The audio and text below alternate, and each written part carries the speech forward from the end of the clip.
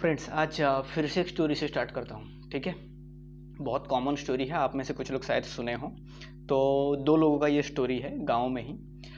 एक क्या करते हैं ना, रोज वो रोटी बेचते हैं, रोटी बेचने वाला। ठीक है, तो गांव गांव जाते हैं और रोटी बेचते हैं। तो उनका एक परमानेंट कस्टमर था। जो परमानेंट कस्टमर की बात कर रहा हूँ वो एक फार्मर थे, फार्मिंग करते थे, गरीब सा फार्मर है।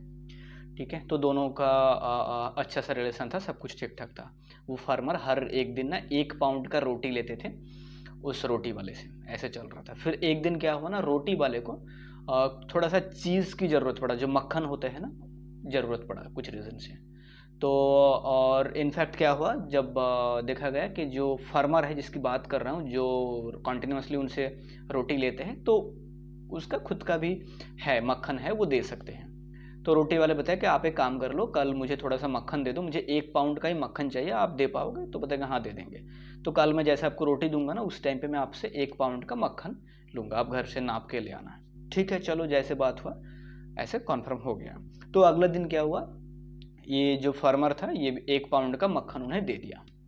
तो वो भी 1 पाउंड मक्खन लेके चला गया। बट एक प्रॉब्लम हुआ इस बीच में, थोड़ा सा मक्खन देख के ना थोड़ा सा डाउट हुआ उस रोटी वाले को कि शायद ये 1 पाउंड नहीं है, कुछ तो कम है इसमें। तो जैसे ही डाउट, वो घर जाके क्या क्या उसको जैसे देखा, नापा, तो प्रॉब्लम है, थोड़ा सा 1 पाउंड नहीं है, थोड़ा सा कम ही था। फिर अगले दिन उन्होंने क्या किया, एक अदालत में चले गए और एक प्रॉब्लम हो गई, मतलब वकील वगैरह सब लोगों को लेकर के एक केस हो गया और सब बैठे हुए हैं सामने। फिर अल्टीमेटली प्रूव्ड भी हो गया कि हाँ वो फार्मर थोड़ा सा कम मक्खन दिया हुआ है। अब जो जज साहब बैठे हुए वो पूछ रहे कि देखो तुमने कम तो दिया है, जाहिर सी बात है, अब क्यों कम दिया है ये आपको बताना है, आप किससे नापते हो, क्या है वो मशीन दिखाओ हमें, कहाँ पे प्रॉब्लम है। तो फिर उन्होंने बताया कि जज साहब मैं बहुत गरीब हूँ, मेरे पास नापने के लिए कुछ नहीं है। तो मैं क्या करता हूँ ना, वो क्या किया था इस टाइम पे, जैसे वो 1 पाउंड का रोटी मुझे देते हैं, तो 1 पाउंड के रोटी का बराबर वजन में ही मैंने ये दिया था। तो अगर इसमें प्रॉब्लम है ना, तो मैं कुछ नहीं कर सकता, प्रॉब्लम उनका रोटी में ही है, वो 1 पाउंड नहीं था, क्योंकि मैंने एग्जैक्टली सेम वजन का ही दिया हुआ था। अब जब देखा गया ना, उसका 1 पाउंड रोटी में ही प्रॉब्लम था। सेम थिंग्स लाइफ में एप्लीकेबल होते हैं बॉस।